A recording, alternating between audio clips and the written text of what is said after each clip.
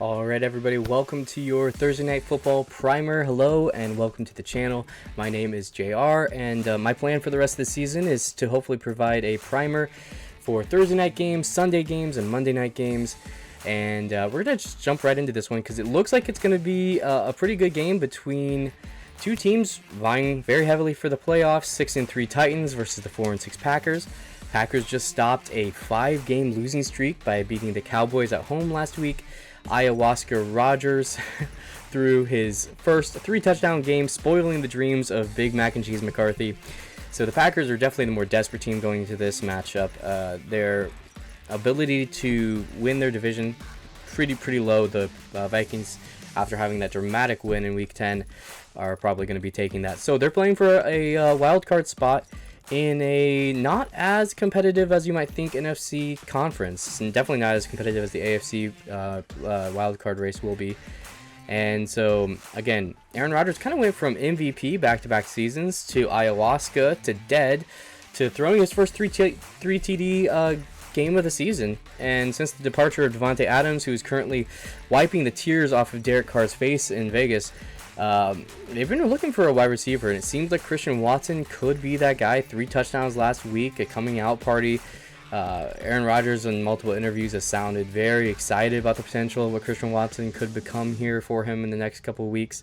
So look for Christian Watson to be a dramatic part of this game, especially if the Titans' run defense really takes hold of this game, which we'll kind of jump into that as we move forward. But the Packers have a definite advantage here. They have a short week. It's a Thursday night game. They just had a home game versus the Cowboys. Now they get another home game on a Thursday night. Titans probably had to travel yesterday. They probably got maybe 3 days. Maybe they took Monday off. They got really 2 days of actual practice from their last game. And so that's a big bonus. But Vegas has this game at the time of this recording 3.5 points for the Packers. Meaning the Packers are favored 3.5 points. Usually home field advantage nowadays is around 2.5 points, depending on what stadium.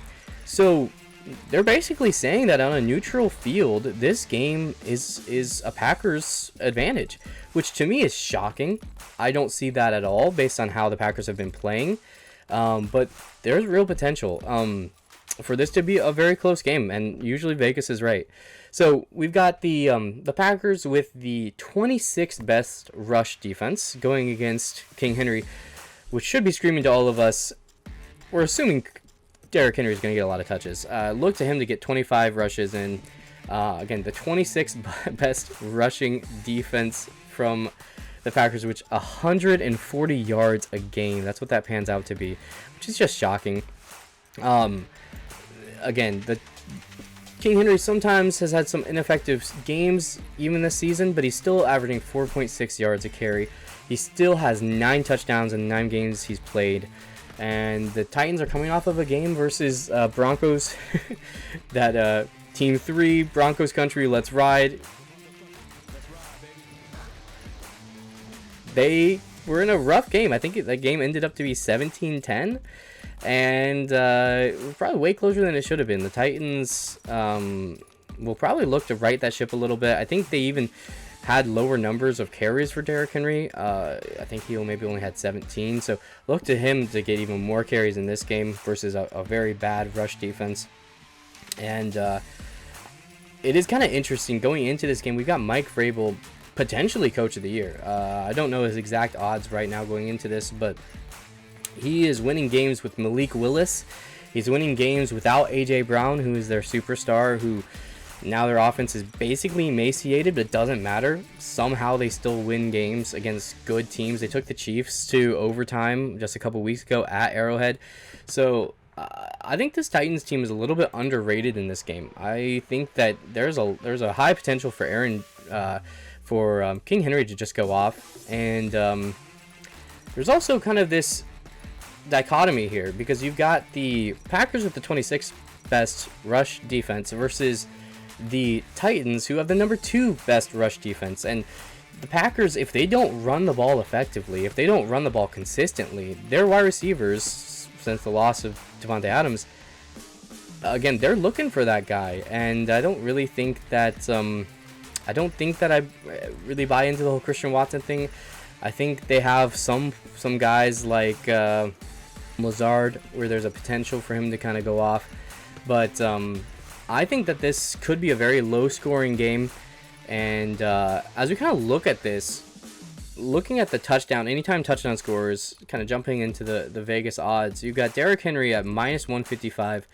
And then the next guy is Aaron Jones at +155 at the time of the recording. So basic opinion is, as far as I'm concerned, if you think the Titans are scoring touchdowns this game, take Derrick Henry, because the next closest touchdown, anytime touchdown scorer bet is +390 for Treylon Burks. And I think, at least this was the case last, when I heard the stat last week, I think they had scored 3 total touchdowns by wide receivers on the season.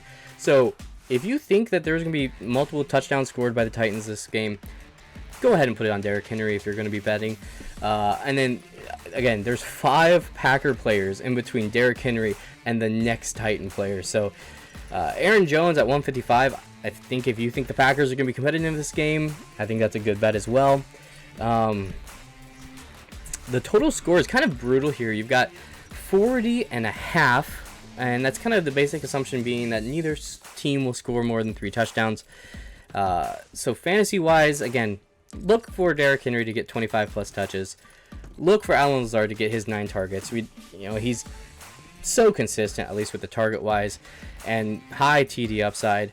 And then don't play any Titans receiver, tight end. Basically, don't play anybody if their name isn't Derrick Henry, would be my word of advice. And if you want to get funky with it, you can play Christian Watson. But here's kind of the truth about Christian Watson. Everybody's getting excited about him. I watch a whole bunch of fantasy videos about him.